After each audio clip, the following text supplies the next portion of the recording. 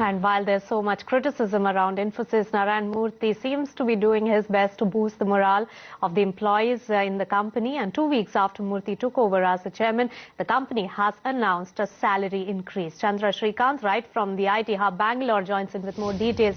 Chandra, 8% hike it is?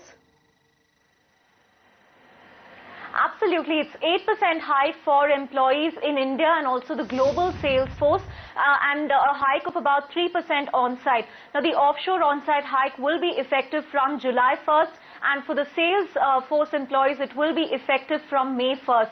The timing, of course, is not lost on anybody. It comes barely a fortnight after Murthy's return as chairman and also 2 days before the company's annual general meeting. So clearly, they are making all the right noises. It's an effort to boost employee morale, but more importantly, what's given Infosys the comfort and conviction to go ahead with the decision at this point of time is, of course, the rupee depreciation.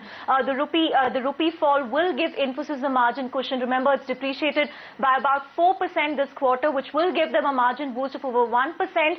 Overall, the salary hike is expected to hit margins by about 2 to 2.5%, but that will get reflected only in the next quarter because this is effective only from July. So Infosys is really making the first moves there to boost employee morale. Whether it will help and also improving the business for Infosys, that's something that we'll have to wait and see.